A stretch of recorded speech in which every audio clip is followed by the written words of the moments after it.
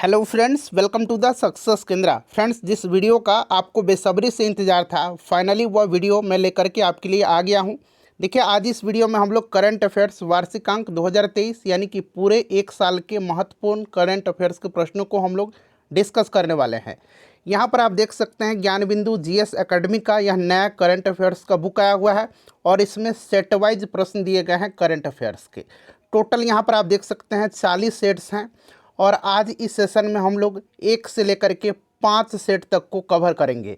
देखिए, अगर हम लोग कम कम करके वीडियो को कवर करेंगे तो इससे फ़ायदा आपको ही होगा, इसलिए कि उसमें मैं थोड़ा सा एक्सप्लेन करके भी आपको बताते चलूँगा।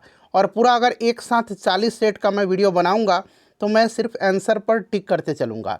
तो इस तरह से हम लोग 5-5 सेट करके कवर करेंगे। आज 1 से लेकर के 5 नंबर सेट तक को हम लोग कवर करेंगे। देखिए, यह बुक जो है खास करके बिहार दरोगा और बीपीएससी टीचर भर्ती 2.0 के लिए, बिहार सिविल कोर्ट और बिहार एसएससी के लिए निकाला गया है। चलिए शुरू करते हैं। जितना ज़्यादा आप लोग सेशन को लाइक करेंगे, मैं समझूंगा कि वीडियो आपको उतना ही ज़्यादा पसंद आया है, और वीडियो को शेयर भी ज़्यादा से ज़्यादा करना है। देखिए फ्रेंड्स, इस बुक में जिस प्रकार से प्रश्न दिए गए हैं सेट वाइज, ठीक उसी प्रकार से मैंने इनको यहाँ पर व्यवस्थित किया है। यहाँ पर आप देख भी सकते हैं current affairs model practice set number 1, और इसी प्रकार से इस बुक में भी प्रश्न दिया गया है।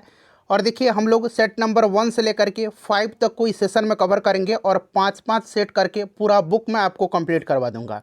5-5 सेट इसलिए करेंगे कि थोड़ा बहुत मुझे एक्सप्लेन करने का भी चांस मिलेगा। अगर मैं पूरा 40 सेट का वीडियो बनाऊंगा तो वीडियो काफ़ी लंबा होगा और वहां पर मैं सिर्फ आंसर को टिक करते चला जाऊंगा, इससे कोई भी फ़ायदा आपको नहीं होगा। इसीलिए 5-5 सेट कर को कवर करेंगे।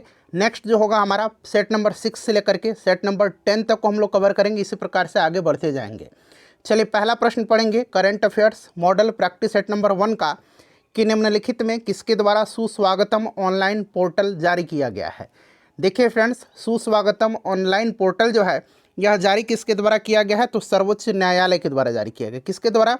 सर्वोच्च न्यायालय के द्वारा जारी किया गया है। और इस पोर्टल का उद्देश्य अदालत परिसर में आगंतुकों के प्रवेश के लिए ऑनलाइन इलेक्ट्रॉनिक पास बनाना है। इसका उद्देश्य क्या है?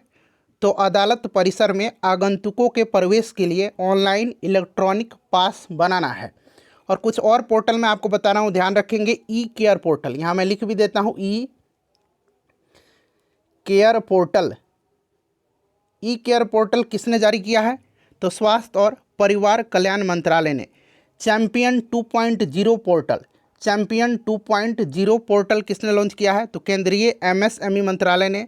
संचार साथी पोर्टल केंद्रीय संचार मंत्रालय के द्वारा जो है जारी किया गया है।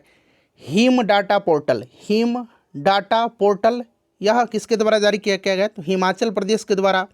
प्रवाह पोर्टल, याद रखेंगे, प्रवाह पोर्टल। प्रवाह पोर्टल जो है यह जारी किया गया केंद्रीय रिजर्व बैंक के द्वारा। बड़ा ही महत्वपूर्ण है, प्रवाह पोर्टल केंद्रीय रिजर्व बैंक के द्वारा जारी किया गया है, ठीक है ना। और देखिए, right to repair portal, right to repair portal यह जारी किया गया उपभोक्ता मंत्रालय के द्वारा, ठीक है ना। चलिए नेक्स्ट क्वेश्चन करेंगे फ्रेंड्स, कि भारत में राष्ट्रीय आय का आंकड़ा यानी कि डेटा निम्नलिखित में से कौन सा कार्यालय या संस्थान जारी करता है? तो फ्रेंड्स देखिए, राष्ट्रीय आय का आंकड़ा राष्ट्रीय सांख्यिकी कार्यालय जारी करता है, ठीक है ना। तो इसका राइट आंसर यहाँ पर ऑप्शन नंबर डी हो जाएगा, राष्ट्रीय सांख्यिकी कार्यालय, ध्यान रखिएगा। और भारत में वर्ष 2019 से प्रत्येक वर्ष राष्ट्रीय आय का आंकड़ा जो है राष्ट्रीय सांख्यिकी कार्यालय द्वारा ही जारी किया जाता है। हालांकि इससे पहले राष्ट्रीय आय का आंकड़ा जो है यह सीएसओ के द्वारा जो है जारी किया जाता था, सीएसओ के द्वारा, यहाँ पर आप देख सकते हैं। लेकिन 2019 से प्रत्येक वर्ष राष्ट्रीय आय का आंकड़ा राष्ट्रीय सांख्यिकी कार्यालय द्वारा जारी किया जाता है। ऑप्शन डी इसका राइट आंसर हो जाएगा। नेक्स्ट क्वेश्चन करेंगे, कि निम्नलिखित में से किस देश में 20वां एशियाई खेल का आयोजन किया जाएगा? 20वां एशियाई खेल का आयोजन पूछा गया है, एशियन गेम्स का। तो देखिए, 19वां एशियाई गेम्स जो हुआ है ये कहाँ पर हुआ है? तो 2023 वाला ये हांगजू चीन में हुआ है, ठीक है ना। 19वां था ये, इस वर्ष हुआ है 2023 में, चीन के हांगजू में हुआ है। 20वां जो होगा यह जापान में होगा। जापान में कहाँ? तो जापान के नागोया में, जापान के नागोया में। 21वां कहाँ होगा? 21वां 2030 में होगा, जो कि दोहा में होगा, कतर में होगा। और 22वां जो होगा ये 2034 में होगा, रियाद में, सऊदी अरबिया में, ठीक है ना। तो ये सारे पॉइंट्स आप ध्यान रखिएगा। चलिए नेक्स्ट क्वेश्चन करेंगे, कि वर्तमान में बिहार के राज्यपाल कौन है। बड़ा ही इंपॉर्टेंट प्रश्न है बिहार के एग्जाम के दृष्टिकोण से। तो ये राजेंद्र विश्वनाथ अर्लेकर हैं। ऑप्शन नंबर यहाँ पर देखिए Rajendra Vishwanath Arlekar, option D right answer हो जाएगा। चलिए, जहाँ पर भी एक्सप्लेनेशन की आवश्यकता होगी वहाँ मैं पूरी डिटेल में आपको एक्सप्लेन करूँगा। नेक्स्ट क्वेश्चन है हमारा कि भारत में पारंपरिक तौर पर हरिद्वार, प्रयागराज, नासिक तथा उज्जैन में कुंभ मेला का आयोजन किया जाता है। ये आपको पहले से भी पता होगा कि 4 जगह हरिद्वार, प्रयागराज, नासिक और उज्जैन में कुंभ मेला का आयोजन किया जाता है। उपर्युक्त के अतिरिक्त निम्नलिखित में से किस अन्य स्थान पर कुंभ मेला का आयोजन फरवरी 2023 में किया गया। चलिए, तो फ्रेंड्स ये किया गया पश्चिम बंगाल में और पश्चिम बंगाल के बांसबेरिया में। ऑप्शन 20 का राइट आंसर हो जाएगा। ठीक है ना, बांसबेरिया में फरवरी 2023 को त्रिवेणी कुंभ मेला का आयोजन किया गया। त्रिवेणी कुंभ मेला का आयोजन किया गया। ठीक है ना। चलिए, उसके बाद नेक्स्ट क्वेश्चन है, क्वेश्चन नंबर 6 करेंगे कि बतख की चोंच यानी कि डक बिल्ड वाले डायनासोर प्रजाति का अवशेष निम्नलिखित में से किस देश में मिला है। कहीं भी डाउट है सेट नंबर और क्वेश्चन नंबर लेकर के कमेंट करिएगा। तो फ्रेंड्स देखिए ये कहाँ पर मिला है, तो फ्रेंड्स ये चिली में मिला है। चिली राइट आंसर हो जाएगा। चिली के पेंटागोनिया क्षेत्र में मिला है। ठीक है ना, और यह अवशेष लगभग 72 मिलियन वर्ष पुराने हैं। राइट आंसर इसका ऑप्शन नंबर ए हो जाएगा, चिली में। चलिए, उसके बाद नेक्स्ट, और अच्छा चिली की बात करें तो चिली की राजधानी सैंटियागो है, याद रखिएगा। अगला प्रश्न है क्वेश्चन नंबर 7 कि कार्बन सीमा समायोजन तंत्र किस संगठन के द्वारा विकसित किया गया है। कार्बन सीमा समायोजन तंत्र जो है यह यूरोपीय संघ के द्वारा विकसित किया गया है।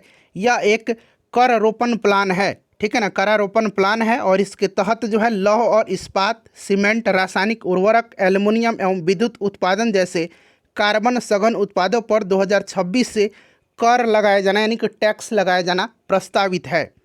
चलिए, ऑप्शन नंबर यहाँ पर इसका क्या हो जाएगा, यूरोपीय संघ। Option number B correct answer हो जाएगा। अच्छा, यूरोपीय संघ का मुख्यालय कहाँ पर है, तो ब्रुसेल्स बेल्जियम में है। इसे भी आप ध्यान रखेंगे। नेक्स्ट क्वेश्चन है कि वर्ष 2021 का गांधी शांति पुरस्कार निम्नलिखित में से किसे प्रदान किया गया है। तो गीता प्रेस गोरखपुर को वर्ष 2021 के लिए गांधी शांति पुरस्कार दिया गया है। ठीक है ना, तो यह आपका Gita press Gorakhpur right answer हो जाएगा।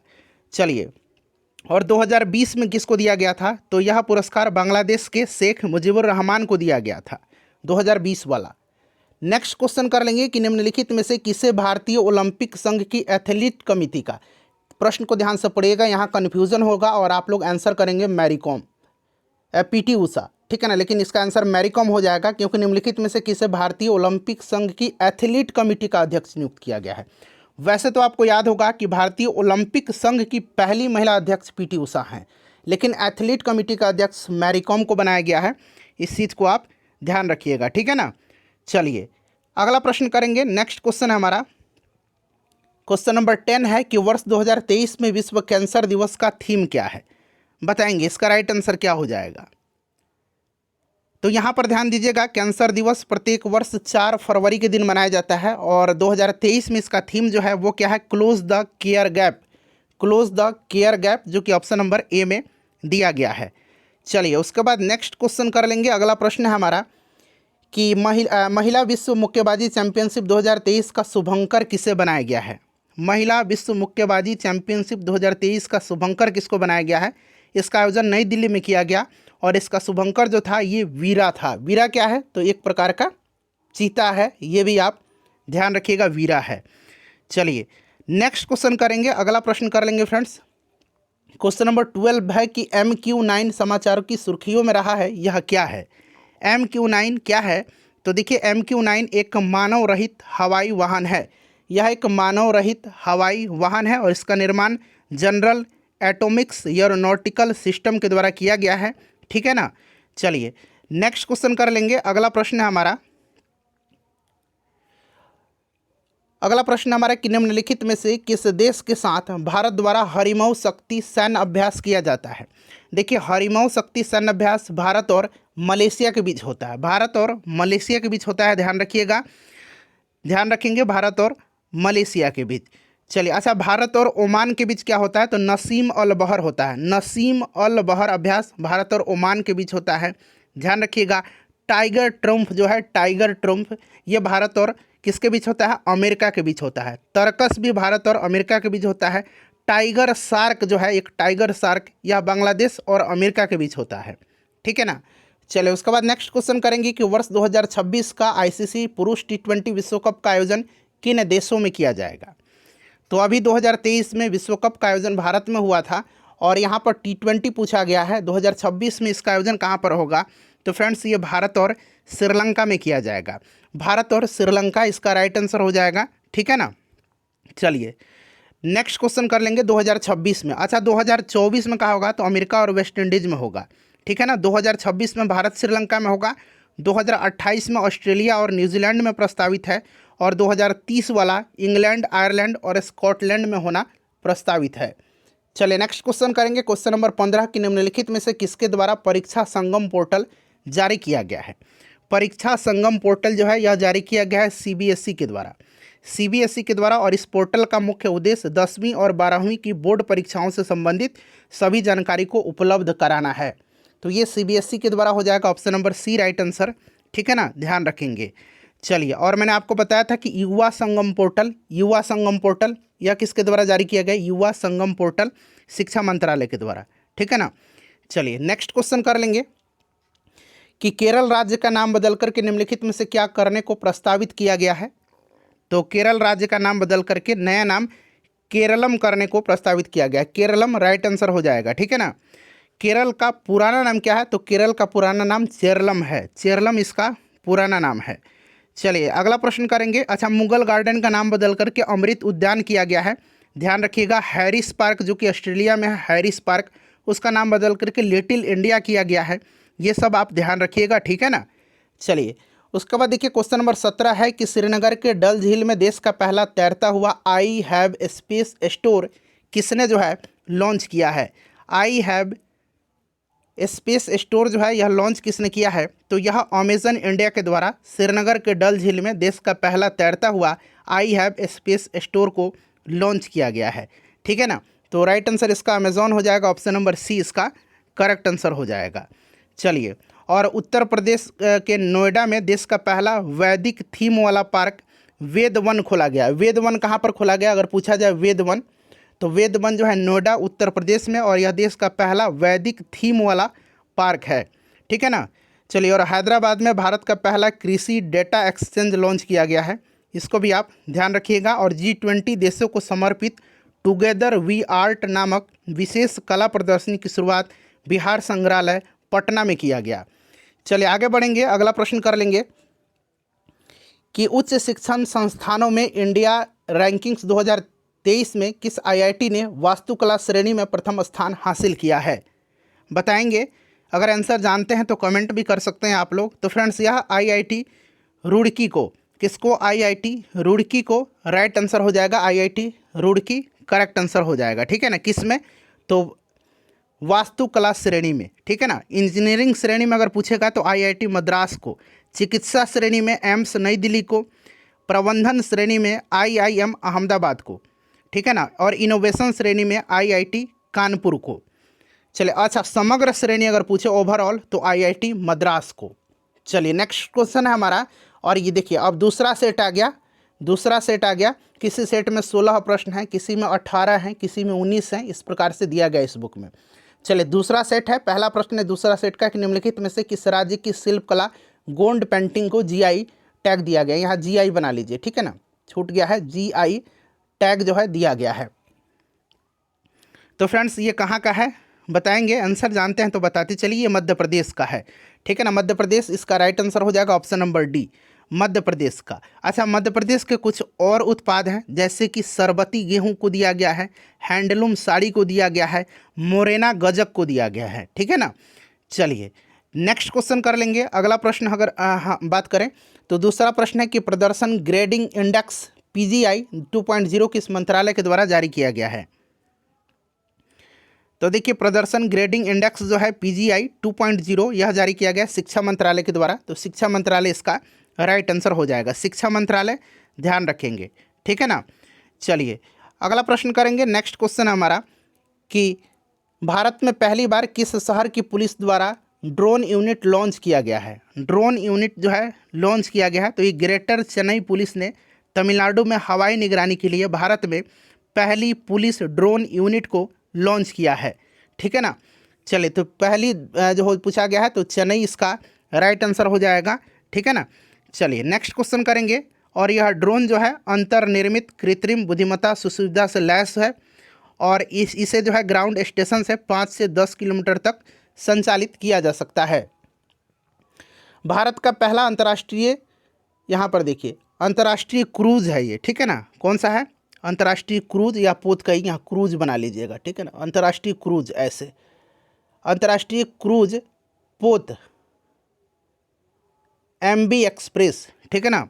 अंतर्राष्ट्रीय क्रूज पोत MV एक्सप्रेस जो है निम्न में से किस देश की पहली यात्रा पर गया? तो भारत की पहली अंतर्राष्ट्रीय क्रूज पोत MV एक्सप्रेस अपनी पहली यात्रा के रूप में श्रीलंका की यात्रा पर गया था। ठीक है ना। MV एक्सप्रेस श्रीलंका की यात्रा पर गया था और इस पोत को चेन्नई बंदरगाह से केंद्रीय जहाज रानी मंत्री सर्बानंद सोनोवाल ने हरी झंडी दिखा करके रवाना किया था। तो श्रीलंका राइट आंसर हो जाएगा। देखिए, वर्ष 2023 का टेम्पल्टन पुरस्कार निम्नलिखित में से किसको दिया गया? VBI क्वेश्चन है, इसको आप लोग नोट डाउन करेंगे स्टार मार्क लगा करके। तो देखिए ध्यान दीजिएगा फ्रेंड्स, टेम्पल्टन पुरस्कार 2023 जो है यह एदना अदन इस्माइल को दिया गया है और ये सोमालीलैंड के हैं। ठीक है ना। एदना अदन इस्माइल को दिया गया है। तो राइट आंसर इसका ऑप्शन नंबर ए हो जाएगा। ठीक है ना। चलिए नेक्स्ट क्वेश्चन करेंगे और टेम्पल्टन पुरस्कार की बात करते हैं फ्रेंड्स। तो टेम्पल्टन पुरस्कार जो है एदना अदन इस्माइल को महिलाओं के बेहतर स्वास्थ्य एवं जीवन के लिए संघर्षरत रहीं उन्हीं के लिए दिया गया है। ठीक है ना। चलिए, और 1973 में टेम्पल्टन पुरस्कार पहली बार मदर टेरेसा को दिया गया था। चलिए, सोमालीलैंड या सोमालिया कहिए, मोगादिशु इसकी राजधानी है। ठीक है ना। अगला प्रश्न है क्वेश्चन नंबर 6 की विश्व एथलेटिक चैंपियनशिप 2024 का आयोजन निम्नलिखित में से किस देश में किया जाएगा? विश्व एथलेटिक चैंपियनशिप 2023 का आयोजन जो है ये UK ग्लासगो में किया जाएगा। ग्लासगो, अगर जगह पूछेगा तो ग्लासगो याद रखेंगे, कहाँ? ग्लासगो में किया जाएगा। ठीक है ना, ग्लासगो में। चलिए नेक्स्ट क्वेश्चन कर लेंगे। अगला प्रश्न हमारा क्वेश्चन नंबर 7 है कि हाल ही में बिंदेश्वरी पाठक का निधन हो गया, वह किस क्षेत्र से संबंधित थे? बड़ा ही महत्वपूर्ण प्रश्न है। तो देखिए, बिंदेश्वरी पाठक को टॉयलेट मैन ऑफ इंडिया कहा जाता है। ठीक है ना। इनको टॉयलेट मैन ऑफ इंडिया कहा जाता है। टॉयलेट मैन ऑफ इंडिया इनको कहा जाता है। ठीक है ना। ये प्रश्न बनेगा तो ध्यान रखना आपको। ठीक है। सुलभ इंटरनेशनल के ये संस्थापक रहे हैं, सुलभ इंटरनेशनल के। ठीक है ना। और देखिए फ्रेंड्स, इसका राइट आंसर क्या हो जाएगा? सामाजिक कार्यकर्ता, option number D correct answer हो जाएगा। ठीक है ना, ध्यान रखेंगे। चलिए अगला प्रश्न करेंगे। नेक्स्ट क्वेश्चन है हमारा क्वेश्चन नंबर 8 की 1 ट्रिलियन बाजार पंजीकरण तक पहुंचने वाली पहली भारतीय विमानन कंपनी कौन है? बताइए। तो फ्रेंड्स यह जो है यह इंडिगो है। कौन है? इंडिगो है। इसका राइट आंसर इंडिगो हो जाएगा।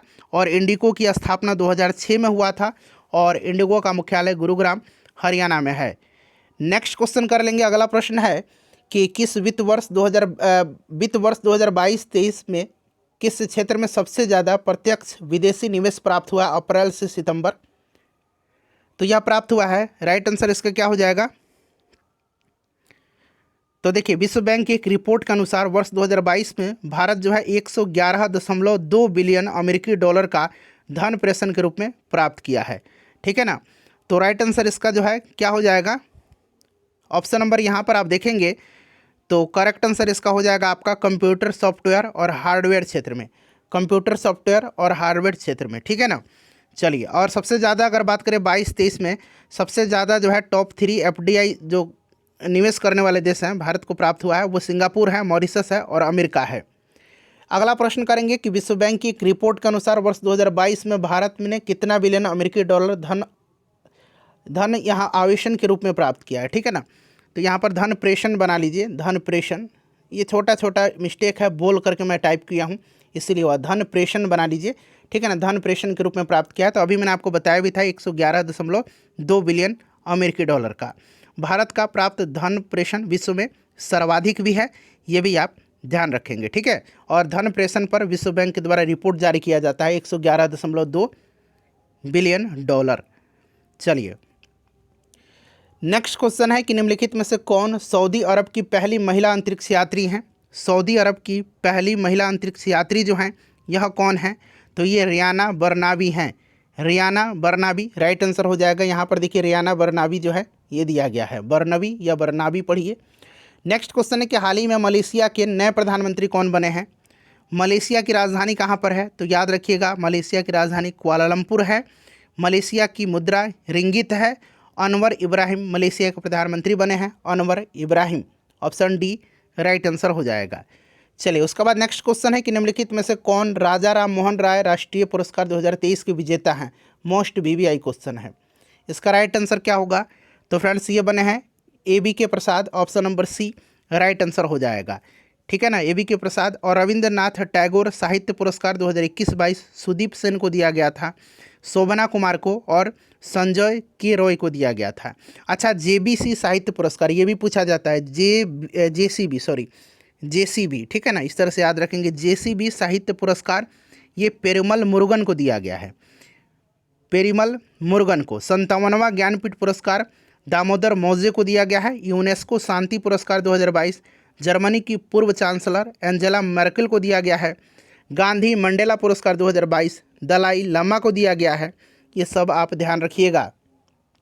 सेशन पसंद आ रहा है तो लाइक कर दीजिए। निम्नलिखित में से कौन सा देश नेत्रहीनों के तीसरे T20 विश्व कप में विजेता रहा है। देखिए यहाँ पर विजेता पूछा गया है, ठीक है ना। विजेता तो अपना प्यारा भारत रहा है, और उप विजेता अगर पूछेगा तो बांग्लादेश रहा है, ठीक है ना। तो विजेता भारत रहा है और उप विजेता बांग्लादेश रहा है, ठीक है ना। रनर अप जो है ये बांग्लादेश रहा है। क्लियर, ध्यान रखिएगा। नेत्रहीनों के लिए तीसरा T20 विश्व कप था। और चौथा जो होगा फ्रेंड्स ये कहाँ पर होगा, तो 2023 में ये पाकिस्तान में आयोजित होगा। नेत्रहीनों के लिए चौथा T20 विश्व कप पाकिस्तान में होगा। और देखिए अभी जो तीसरा हुआ था ना, इसका ब्रांड एम्बेसडर युवराज सिंह थे, ठीक है ना, ध्यान रखिएगा। और इसका आयोजन जो हुआ था फाइनल मैच का, ये बेंगलुरु में हुआ था। चलिए नेक्स्ट क्वेश्चन कर लेंगे कि निम्नलिखित में से किस राज्य सरकार द्वारा भगवान बिरसा मुंडा सड़क योजना की शुरुआत की गई है।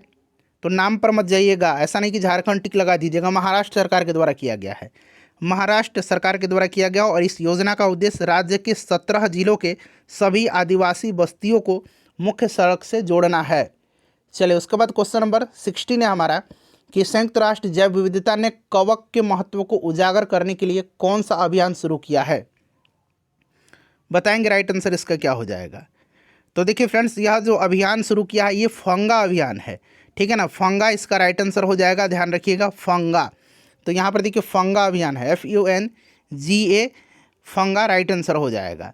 चलिए उसके बाद नेक्स्ट क्वेश्चन कर लेंगे। अगला प्रश्न है हमारा, हाँ अब सेट नंबर 3 आ गया। देखिए इसमें 16 ही प्रश्न दिए गए थे। तीसरा सेट है हमारा, यहाँ पर देख सकते हैं। कोवैक्सीन निम्नलिखित में से किस प्रकार की वैक्सीन है।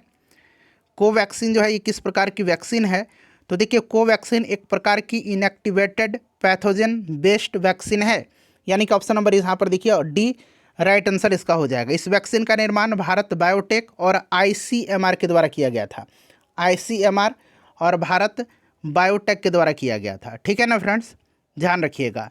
चलिए उसके बाद नेक्स्ट क्वेश्चन करेंगे। अच्छा 16 मार्च के दिन क्या मनाया जाता है। 16 मार्च के दिन राष्ट्रीय टीकाकरण दिवस मनाया जाता है, ये भी आप ध्यान रखेंगे। नेक्स्ट क्वेश्चन कर लेंगे। अगला प्रश्न है कि मिस वर्ल्ड 2023 का 71वां संस्करण का आयोजन भारत के किस शहर में किया जाएगा। तो चूंकि भारत में होगा मिस वर्ल्ड 2023 वाला, और इसका आयोजन श्रीनगर में होगा, कश्मीर इंटरनेशनल कन्वेंशन सेंटर में। श्रीनगर के कश्मीर इंटरनेशनल कन्वेंशन सेंटर में किया जाएगा, तो श्रीनगर इसका राइट आंसर हो जाएगा, ठीक है ना। चलिए नेक्स्ट क्वेश्चन कर लेंगे। अच्छा अगर बात करें हम लोग कि भारत की तरफ से अब तक 6 महिलाओं ने मिस वर्ल्ड का खिताब जीता है। रीता फारिया ने सबसे पहले, फिर ऐश्वर्या राय, डायना हेडन, युक्ता मुखी, प्रियंका चोपड़ा, मानुषी छिल्लर, नाम याद रखिएगा, ठीक है ना। और इस प्रतियोगिता की शुरुआत 1951 में हुई थी, यह भी आप साथ साथ ध्यान रखेंगे। चलिए नेक्स्ट क्वेश्चन करेंगे कि राष्ट्रीय न्यायिक विज्ञान विश्वविद्यालय का पहला विदेशी परिसर किस शहर में स्थापित किया गया है। तो फ्रेंड्स यह स्थापित किया गया है कहाँ, तो युगांडा में, और युगांडा के जिंजा शहर में, युगांडा के जिंजा शहर में, ठीक है ना। और जिंजा में इसका उद्घाटन विदेश मंत्री S जयशंकर ने किया है। चलिए युगांडा की राजधानी याद रखेंगे, युगांडा की राजधानी कंपाला है। कहाँ पर है, कंपाला युगांडा की राजधानी है। नेक्स्ट क्वेश्चन करेंगे कि हाल ही में भारत के किस शहर में अंडर वाटर मेट्रो रेल का संचालन शुरू किया गया है। तो कोलकाता इसका राइट आंसर हो जाएगा। हुगली नदी के नीचे यह बनाया गया है, ठीक है ना। चलिए, और वाटर मेट्रो सेवा सर्वप्रथम अगर पूछेगा तो कोचीन केरल में शुरू किया गया था, लेकिन यहाँ पर कोलकाता इसका राइट आंसर हो जाएगा। नेक्स्ट क्वेश्चन कर लेंगे। अगला प्रश्न है कि 9वां आईसीसी महिला T20 क्रिकेट विश्व कप का आयोजन किस देश में किया जाएगा। तो फ्रेंड्स, इसका आयोजन जो है कहाँ पर किया जाएगा, 2024 में होगा यह, और इसका आयोजन बांग्लादेश में किया जाएगा। बांग्लादेश इसका राइट आंसर हो जाएगा, बांग्लादेश करेक्ट आंसर हो जाएगा। अच्छा, चैंपियंस ट्रॉफी 2025 में होगा पाकिस्तान में, ठीक है ना।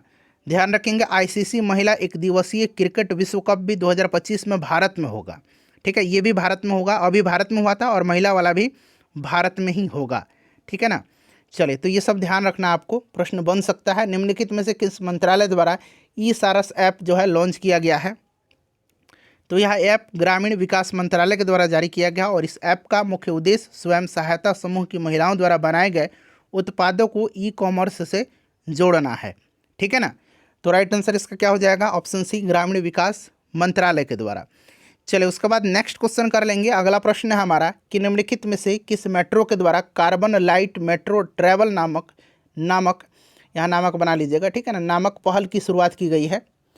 तो फ्रेंड्स, यह शुरुआत किसके द्वारा किया गया, दिल्ली मेट्रो के द्वारा। दिल्ली मेट्रो राइट आंसर हो जाएगा। और इस पहल का जो मुख्य उद्देश्य है, यात्रियों को सड़क पर मेट्रो वाहन इस्तेमाल करने के बजाय मेट्रो की सवारी का विकल्प चुनने से कार्बन उत्सर्जन में कमी लाने में योगदान को बताना है। देखिए, निम्नलिखित में से किसको बायजूस का ब्रांड एम्बेसडर बनाया गया, ब्रांड एम्बेसडर बना लीजिए, एम्बेसडर, ठीक है ना। तो ये किसको बनाया गया है, तो फ्रेंड्स ये बनाया गया है किसको, लियोनेल मेसी को, प्रसिद्ध फुटबॉलर लियोनेल मेसी, जो कि कहाँ के हैं, अर्जेंटीना के हैं। चलिए, उसके बाद नेक्स्ट क्वेश्चन कर लेंगे। अगला प्रश्न है हमारा कि बिहार के किस महिला को स्वच्छ सुजल शक्ति सम्मान 2023 मिला है।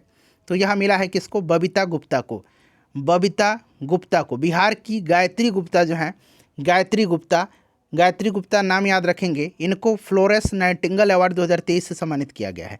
निशी कुमारी और सौरव सुमन को राष्ट्रीय शिक्षक पुरस्कार 2022 से सम्मानित किया गया है, ठीक है ना। ये इंपॉर्टेंट है, फ्लोरेंस नाइटिंगेल अवार्ड 2023 किसको दिया गया है, तो गायत्री गुप्ता को, ठीक है ना। और स्वच्छ सुजल शक्ति सम्मान दिया गया है बबीता गुप्ता को, दोनों ध्यान रखिएगा।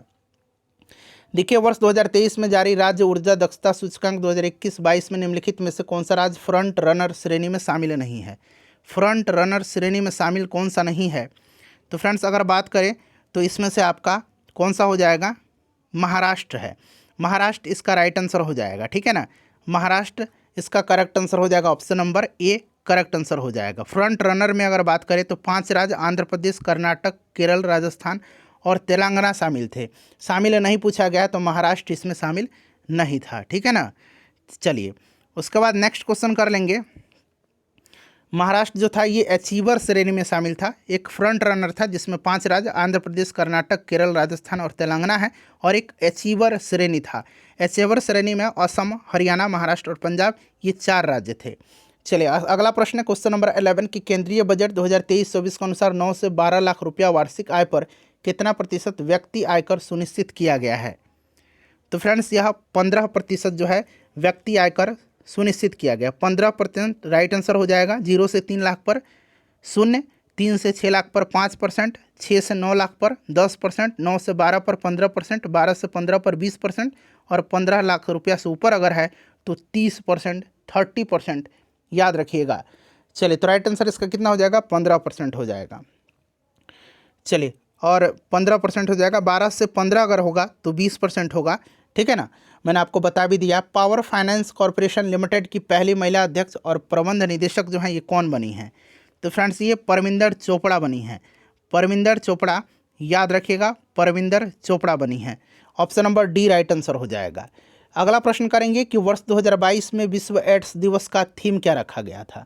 2022 में, अब तो 2023 भी बीत गया, 2023 में भी एड्स दिवस का अगर थीम पूछेगा तो लेट कम्युनिटीज़ लीड होगा 2023 वाला थीम। 2022 की बात करें तो 2022 में इसका थीम था इक्वलाइज। क्या था, इक्वलाइज रखा गया था। 1 दिसंबर को विश्व एड्स दिवस मनाया जाता है। एड्स वायरस से होता है, ठीक है ना। चलिए उसके बाद नेक्स्ट क्वेश्चन करेंगे कि महिला विश्व मुक्केबाजी चैंपियनशिप 2023 में भारत ने कितना स्वर्ण पदक जीता है। तो देखिए भारत ने जो है टोटल 4 स्वर्ण पदक जीता है, ठीक है। और इसका आयोजन नई दिल्ली में हुआ था। भारत ने 4 स्वर्ण पदक जीता है, ध्यान रखिएगा, ठीक है ना। नीतू घनघास ने जीता है, काउंट करिएगा, 4 स्वर्ण पदक। नीतू घनघास, स्वीटी बुरा ने जीता है, लवलीना बोरगोहेन ने जीता है, और एक और नाम है निखत जरीन, इन्होंने जीता। ये 4 नाम आप याद रखिएगा, ठीक है ना। चलिए तो 4 इसका राइट आंसर हो जाएगा। चलिए उसके बाद नेक्स्ट क्वेश्चन कर लेंगे कि निम्नलिखित कथन पर विचार करिए और यहाँ पर बताना है कि कौन सा कथन सही है। इंटरनेशनल बिग कैट अलायंस को गृह मंत्री अमित शाह के द्वारा लॉन्च किया गया है। इंटरनेशनल बिग कैट अलायंस को प्रधानमंत्री मोदी जी के द्वारा लॉन्च किया गया, तो ये गलत हो गया। इंटरनेशनल बिग कैट अलायंस विश्व के 8 बड़े कैट्स के लिए बनाया गया है। तो ये देखिए ये बनाया गया है 7 बड़े कैट्स के लिए, 7 न कि 8 के लिए, ठीक है ना। तो ये भी गलत हो जाएगा। तो गलत कौन सा सही कौन सा है, तो कोई भी सही नहीं है, न तो 1 और न ही 2, option number D right answer हो जाएगा। चलो उसके बाद देखिएगा कि हालिया दिनों में भारत में दुग्ध और दुग्ध उत्पादकों के 2 प्रमुख ब्रांड हैं, अमूल और नंदिनी। इनके बीच विवाद उत्पन्न हो गया था। पूछा गया कि नंदिनी जो है यह किस राज्य का प्रमुख दुग्ध ब्रांड है। नंदिनी जो है यह कर्नाटक का है, अमूल गुजरात का है, ठीक है ना, और नंदिनी कर्नाटक का है। चलिए नेक्स्ट अब सेट आ गया, सेट नंबर 4। देखिए पहला प्रश्न पढ़ेंगे कि 36वां एशियाई कुश्ती चैंपियनशिप 2023 में निम्नलिखित में से कौन सा एकमात्र भारतीय खिलाड़ी है जो स्वर्ण पदक जीता। बड़ा ही महत्वपूर्ण क्वेश्चन है, बताएंगे इसका राइट आंसर क्या हो जाएगा। देखिए फ्रेंड्स इनका नाम है अमन सहरावत, ठीक है ना। 36वां एशियाई कुश्ती चैंपियनशिप 2023 में इन्होंने स्वर्ण पदक जीता था। इसका आयोजन कजाकिस्तान में हुआ था। भारत जो था इसमें 7वें स्थान पर रहा है और भारत ने कुल 14 पदक जीते थे, ठीक है ना। चलिए तो यहाँ पर अमन सहरावत हो जाएगा। नेक्स्ट क्वेश्चन हमारा कि तीसरा विश्व हिंदू सम्मेलन, हिंदी नहीं है हिंदू सम्मेलन है, इसका आयोजन नवंबर 2023 में कहाँ किया गया। तो इसका आयोजन किया गया थाईलैंड के बैंकॉक में किया गया है, थाईलैंड के बैंकॉक में किया गया है। चलिए उसके बाद देखिएगा कि प्रोजेक्ट 17A के तहत निर्मित 7वें और अंतिम युद्धपोत का क्या नाम है। 7वें और अंतिम युद्धपोत का नाम जो है यह महेंद्रगिरी है, और यह युद्धपोत जो है इसका नाम उड़ीसा में स्थित पूर्वी घाट की एक महत्वपूर्ण पर्वत श्रृंखला महेंद्रगिरी के नाम पर रखा गया है। Option number A right answer हो जाएगा। नेक्स्ट क्वेश्चन कर लेंगे। अगला प्रश्न हमारा कि HDFC बैंक ने एप्लीकेशन पोर्टफोलियो और डाटा परिदृश्य को आधुनिक बनाने के लिए निम्न में से किसके साथ साझेदारी किया है। चलिए बताइए। तो फ्रेंड्स यह किया है किसके साथ, तो यह माइक्रोसॉफ्ट के साथ किया है, माइक्रोसॉफ्ट राइट आंसर हो जाएगा। उसके बाद देखिए हाल ही में हर घर तिरंगा अभियान अगस्त माह में कब से कब तक चलाया गया। तो फ्रेंड्स यह चलाया गया 13 से 15 अगस्त तक, ठीक है ना, 13 से 15 अगस्त तक, ध्यान रखिएगा। और देखिए नई दिल्ली के प्रगति मैदान में पुस्तकालय महोत्सव 2023 का उद्घाटन किया गया। कहाँ पर प्रश्न बनेगा कि प्रगति मैदान में, कहाँ पर, नई दिल्ली के प्रगति मैदान में पुस्तकालय महोत्सव 2023 का आयोजन किया गया। अमेजन इंडिया ने श्रीनगर की डल झील पर देश का पहला तैरता हुआ I have space store launch किया, ये मैंने आपको बता ही दिया, ठीक है ना। तो राइट आंसर इसका हो जाएगा 13 से 15 अगस्त। उसके बाद देखिए प्रधानमंत्री नरेंद्र मोदी द्वारा भारत 6G परियोजना की शुरुआत वर्ष 2023 में कब किया गया। तो इनके द्वारा किया गया 22 मार्च 2023 को, 22 मार्च 2023 को। और भारत 6G परियोजना 2 चरण में वर्ष 2023 तक लागू करेगा, ठीक है ना। तो ध्यान रखिएगा। और इस परियोजना का उद्देश्य आधिकारिक 6G टेस्ट बेड परियोजना पर कार्य करना है, क्लियर। तो राइट आंसर इसका क्या हो जाएगा फ्रेंड्स, 22 मार्च इसका करेक्ट आंसर हो जाएगा। अगला प्रश्न करेंगे कि भारत का पहला कृषि डेटा एक्सचेंज कहाँ लॉन्च किया गया है। एडेक्स कहाँ लॉन्च किया गया है, तो ये हैदराबाद में किया गया, हैदराबाद इसका राइट आंसर हो जाएगा, ठीक है ना। चलो उसके बाद देखिए जॉर्जिया के गवर्नर हैं कौन, ब्रायन कैंप। इन्होंने ही किस माह को हिंदू विरासत माह के रूप में मनाने की घोषणा किया है। तो अक्टूबर माह को, अक्टूबर माह को राइट आंसर हो जाएगा, ठीक है ना। अक्टूबर, अक्टूबर राइट आंसर इसका हो जाएगा। चलिए उसके बाद नेक्स्ट क्वेश्चन कर लेंगे। अगला प्रश्न है हमारा कि निम्नलिखित में से कौन सा देश अपनी पहली हाइपरसोनिक मिसाइल फतह का परीक्षण किया है। इस हाइपरसोनिक मिसाइल का नाम फतह है और इसका परीक्षण जो है ईरान ने किया है। किसने, ईरान ने किया है, ध्यान रखिएगा, ईरान ने किया है, क्लियर। चलो ईरान इसका राइट आंसर हो जाएगा। चलो उसके बाद नेक्स्ट क्वेश्चन करेंगे अगला प्रश्न है कि निम्नलिखित में से किस टाइगर रिजर्व में प्रतिवर्ष बेलादा कुंपे, यहाँ पर देखिए बेलादा कुपे मंदिर उत्सव मनाया जाता है। तो ये बांदीपुर टाइगर रिजर्व में बेलादा कुपे मंदिर उत्सव मनाया जाता है। बांदीपुर टाइगर रिजर्व कहाँ पर है? तो फ्रेंड्स ये कर्नाटक में है, ठीक है ना। बांदीपुर करेक्ट आंसर हो जाएगा। चलो उसके बाद देखिए हाल ही में सुर्खियों में रही चराइदेव मोइडेम्स रॉयल बरियल साइट्स, नाम थोड़ा सा डिफिकल्ट है, एक बार धैर्यपूर्वक पढ़िए। चराइदेव मोइडेम्स रॉयल बरियल साइट्स कहाँ पर है, किस राज्य में है? तो फ्रेंड्स यह जो है असम राज्य में है, ठीक है ना। असम इसका करेक्ट आंसर हो जाएगा, असम इसका करेक्ट आंसर हो जाएगा, ऑप्शन नंबर डी। चलो उसके बाद देखिएगा कि बेस एडिटिंग पद्धति से निम्नलिखित में से किस रोग का इलाज किए जाने की संभावना व्यक्त की जा रही है? तो यह रोग जो है इसका नाम है acute lymphoblastic leukaemia, acute lymphoblastic leukaemia, ठीक है ना। यह रोग स्टेम कोशिकाओं में डीएनए उत्परिवर्तन के कारण होता है, जिससे कि बहुत अधिक सफ़ेद रक्त कोशिकाओं को उत्पादन होने लगता है, ठीक है। चलो उसके बाद देखिए 11वीं विश्व शहरी फोरम बैठक कहाँ आयोजित किया गया? तो 11वीं विश्व शहरी फोरम बैठक का आयोजन पोलैंड में किया गया। पोलैंड इसका राइट आंसर हो जाएगा, पोलैंड करेक्ट आंसर हो जाएगा, ठीक है ना। पोलैंड इसका करेक्ट आंसर हो जाएगा। उसके बाद चलिए अगला प्रश्न करेंगे कि हाल ही में मैतेई, देखिए जनजाति है मैतेई और कुकी, इनके बीच हिंसा किस राज्य में देखने को मिली है? ये काफ़ी चर्चा में रहा था, टेलीविज़न पर तो डेली ये न्यूज़ आता था। तो ये आपका कहाँ था? तो मणिपुर इसका करेक्ट आंसर हो जाएगा। मणिपुर के मैतेई और कुकी जनजाति के बीच हिंसा देखने को मिला, ठीक है ना। और इसका कारण जो था, ये तत्कालिक कारण इस हिंसा का, इसका मुख्य कारण मैतेई समुदाय को अनुसूचित जनजाति का दर्जा दिया जाना था, ठीक है ना। चलिए नेक्स्ट क्वेश्चन कर लेंगे। और मणिपुर हिंसा जांच के लिए पूर्व न्यायाधीश अजय लांबा के नेतृत्व में एक आयोग का गठन भी किया गया है। नेक्स्ट क्वेश्चन कर लेंगे। अगला प्रश्न हमारा कि राष्ट्रीय पाठ्यचर्या फ्रेमवर्क के ड्राफ्ट के अनुसार शैक्षणिक वर्ष में शिक्षा के सभी चरणों में कितने स्कूल दिवस करने का प्रस्ताव जो है। तो ये प्रस्ताव जो है कितने दिनों का है? तो यह प्रस्ताव 34 सप्ताह का है, और दिन अगर पूछा गया है तो 180 स्कूल दिवस याद रखेंगे, सप्ताह भी आप याद रखेंगे। चलिए उसके बाद अगला प्रश्न है 16 नंबर की निम्नलिखित में से किस शहर को यूनेस्को ने विरासत खतरे की सूची में शामिल करने की सिफारिश किया है? तो यह शहर जो है, यह शहर कौन सा है? तो फ्रेंड्स यह वेनिस शहर है। वेनिस शहर इसका राइट आंसर हो जाएगा, वेनिस इसका करेक्ट आंसर हो जाएगा, ठीक है ना। चलिए वेनिस इसका करेक्ट आंसर हो जाएगा, option number A right answer हो जाएगा। और देखिए फ्रेंड्स इंपॉर्टेंट पॉइंट्स मैं आपको बता रहा हूँ, ध्यान रखेंगे। ढाका बांग्लादेश में भारतीय सांस्कृतिक केंद्र में लिबरेशन फॉर गैलरी का उद्घाटन किया गया है। अबू धाबी में यूएई भारत आर्थिक शिखर सम्मेलन आयोजित किया गया, अबू धाबी में। अगला प्रश्न, हाँ अब सेट नंबर 5 है, आखिरी सेट है हमारा आज के सेशन का। नेक्स्ट सेट में आपको 6 से 10 तक कल ही मैं आपको कवर करवाऊंगा, रोज़ एक वीडियो आएगा 5-5 सेट का। चलिए देखिए लंदन में स्थित इंडिया क्लब यानी कि इंडिया हाउस को वर्ष 2023 में किस दिन से बंद करने की घोषणा की गई है? अब देखिए ये इंडिया हाउस जो है इसके बारे में जान लीजिए। इंडिया हाउस की स्थापना जो है श्यामजी कृष्ण वर्मा ने 1905 में किया था, और इसको बंद करने की घोषणा की गई है 17 सितंबर से, ठीक है ना, 17 सितंबर 2023 से। चलिए उसके बाद नेक्स्ट क्वेश्चन है हमारा कि बहुपक्षीय मालाबार नौसैनिक अभ्यास के 27वें संस्करण की मेजबानी किस देश के द्वारा किया गया है?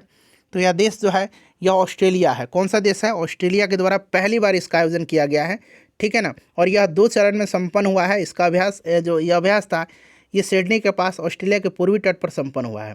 पहला चरण 11 से 15 अगस्त तक था और दूसरा चरण 16 से 21 अगस्त तक था, ठीक है ना। 1992 में भारत और संयुक्त राज्य अमेरिका के बीच यह अभ्यास शुरू किया गया था 1992 में, ठीक है। और 2002 से यह प्रत्येक वर्ष आयोजित किया जाता है। भारत, जापान, ऑस्ट्रेलिया और यूएसए के बीच मालाबार युद्धाभ्यास किया जाता है, यानी कि क्वाड के जो सदस्य मेंबर हैं उन्हीं के साथ। देखिए गैर लाभकारी संगठन है, इसका नाम है एक्शन फॉर नेचर, ने भारत के कितने युवाओं को इंटरनेशनल यंग इको हीरो पुरस्कार 2023 दिया है? तो फ्रेंड्स यह 5 युवाओं को दिया है। 5 का नाम याद रखिएगा। मेरठ के ईहा दीक्षित, मेरठ के ईहा दीक्षित नाम याद रखेंगे, मेरठ के ईहा दीक्षित, बेंगलुरु की मान्या हर्ष, नई दिल्ली के निर्वाण सोमानी, मन्नत कौर, और मुंबई के कर्णव रस्तोगी को दिया है, ठीक है ना। एक्शन फॉर नेचर अमेरिका का एक गैर लाभकारी संगठन है, और यह पुरस्कार उन युवाओं को दिया जाता है जिन्होंने दुनिया की सबसे गंभीर पर्यावरणीय चुनौती से निपटने के लिए कोई पहल की हो। तो राइट आंसर इसका कितना हो जाएगा? राइट आंसर इसका 5 हो जाएगा, ठीक है ना। चलिए उसके बाद नेक्स्ट क्वेश्चन है कि केंद्र सरकार ने बाढ़ प्रभावित क्षेत्रों में वास्तविक समय की जानकारी प्रदान करने के लिए कौन सा ऐप लॉन्च किया है, एप्लीकेशन कौन सा है। तो फ्रेंड्स इस ऐप का नाम फ्लड वॉच ऐप है, फ्लड वॉच ऐप, ठीक है ना, फ्लड वॉच है, याद रखिएगा, फ्लड वॉच इसका नाम है। क्लियर ना। चलिए अगला प्रश्न करेंगे।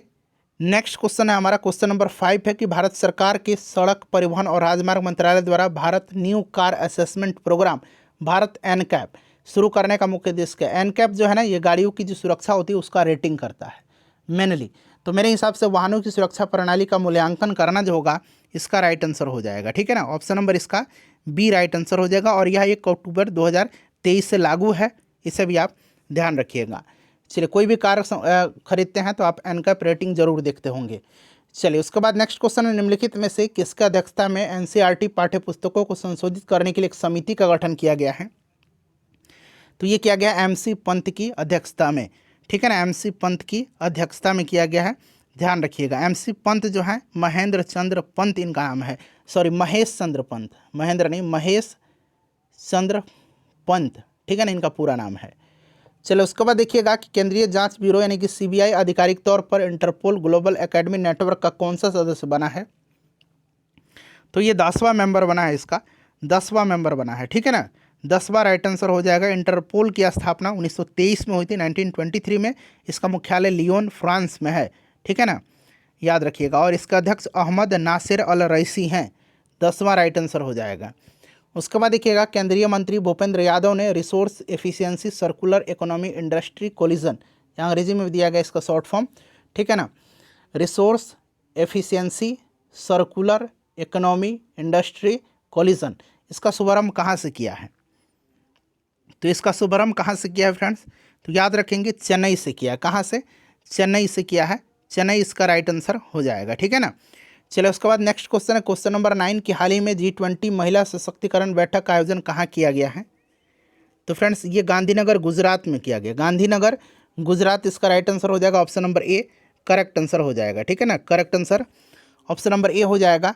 उसके बाद देखिए निम्नलिखित में से किस राज्य द्वारा जल पर्यटन और साहसिक खेल नीति 2023 को मंजूरी दी गई है। उत्तर प्रदेश सरकार के द्वारा जल पर्यटन और साहसिक खेल नीति को मंजूरी दी गई है और यह नीति सरकार द्वारा अधिसूचित तिथि से 10 वर्षों तक वैध रहेगी। कितने वर्ष तक, 10 वर्ष तक, ठीक है ना। तो ये राइट आंसर उत्तर प्रदेश हो जाएगा। उसके बाद देखिएगा कि निम्नलिखित में से किस राज्य या केंद्र शासित प्रदेश का सर्वाधिक वन आच्छादित है, वह क्षेत्र वन आच्छादित है। तो यहाँ पर देखिए सबसे ज़्यादा अगर हम प्रतिशत यहाँ बात करें तो मिजोरम में है। अब कुछ लोग कहेंगे अंडमान में, तो अंडमान से भी ज़्यादा मिजोरम का है। केंद्र शासित प्रदेशों में लक्षद्वीप में सबसे ज़्यादा प्रतिशत है, 90.33%। मिजोरम में अभी सबसे ज़्यादा ऑप्शन के हिसाब से 84.53%, राज्य और केंद्र शासित दोनों को मिला करके, तो इसीलिए मिजोरम इसका राइट आंसर हो जाएगा, 84.53%, ठीक है ना। और अंडमान में की बात करें तो अंडमान में शायद 81.75% है, ऐसा कुछ है, ठीक है ना। चलिए 81 के आसपास में है। चलो उसके बाद नेक्स्ट क्वेश्चन करेंगे कि विश्व का सबसे पहला देश कौन सा है जिसने प्लास्टिक बैग पर प्रतिबंध लगा दिया है। तो ये न्यूजीलैंड है, न्यूजीलैंड है और यह नियम 1 जुलाई 2023 से लागू है, ठीक है ना, ध्यान रखिएगा। और देखिए ढाका बांग्लादेश में भारतीय सांस्कृतिक केंद्र में लिबरेशन वार गैलरी का उद्घाटन किया गया है, साथ साथ आप ये भी ध्यान रखेंगे। चलिए अच्छा, न्यूजीलैंड का भी नए प्रधानमंत्री भी बने हैं, उनका नाम आप कमेंट करके मुझे बताइएगा, मैं जानना चाहता हूं कि क्या आप बिल्कुल अपडेटेड हैं या नहीं। चलिए नेक्स्ट क्वेश्चन करेंगे कि एशियाई, देखिए एशियाई पर गेम पैरा गेम्स, यहाँ पैरा गेम्स बना लीजिए, पैरा गेम्स, ठीक है ना, 2023 में एक ही संस्करण में, ठीक है ना, एक ही संस्करण में 2 पदक जीतने वाले पहले भारतीय कौन बने हैं।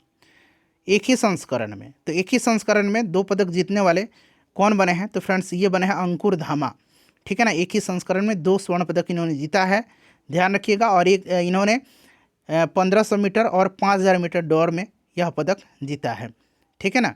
चलिए ऑप्शन नंबर यहाँ पर अंकुर धामा हो जाएगा करेक्ट आंसर। सुमित अंतिल ने भाला फेंक में स्वर्ण पदक जीता है और सुंदर सिंह गुर्जर ने भी भाला फेंक में स्वर्ण पदक जीता है, दोनों ने जीता है, ठीक है। चलिए उसके बाद नेक्स्ट क्वेश्चन कर लेंगे। अगला प्रश्न है हमारा कि हाल ही में वैश्विक कर चोरी रिपोर्ट 2024 किसके द्वारा जो है जारी किया गया है। वैश्विक कर चोरी यानी कि टैक्स चोरी रिपोर्ट, यह यूरोपीय संघ के द्वारा जारी किया गया। यूरोपीय संघ इसका राइट आंसर हो जाएगा, ठीक है ना।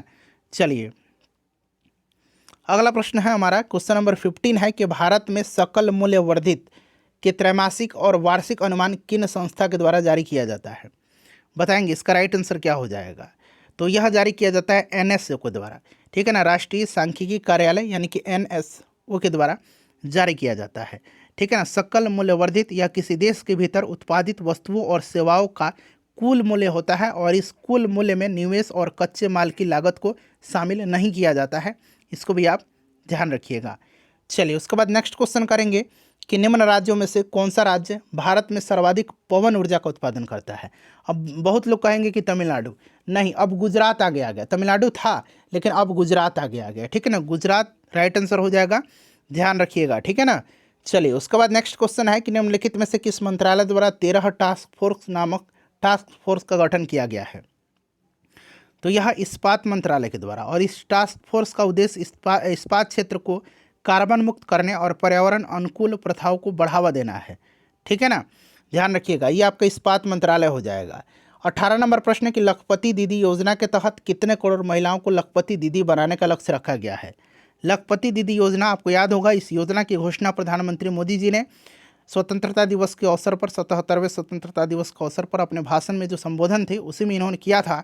और इस योजना के तहत 2 करोड़ महिलाओं को, ठीक है ना, 2 करोड़ यहाँ पर राइट आंसर हो जाएगा ऑप्शन नंबर बी, 2 करोड़ महिलाओं को लखपति दीदी बनाने का लक्ष्य रखा गया है, ठीक है ना। चलिए और देखिए मुंबई के अंशुमन झिंगरन, मुंबई के यहाँ मैं लिखता हूँ अंशुमन, याद रखेंगे, कुछ कुछ फैक्ट मैं आपको बता देता हूँ।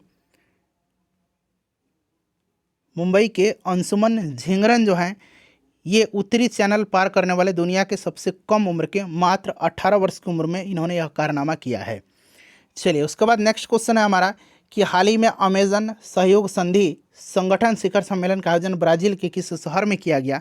अमेजन सहयोग संधि संगठन, ये जो शिखर सम्मेलन है इसका आयोजन ब्राज़ील में किया गया था, बेलेम में, ठीक है ना। बेलेम इसका राइट आंसर हो जाएगा, इसका राइट आंसर बेलम हो जाएगा।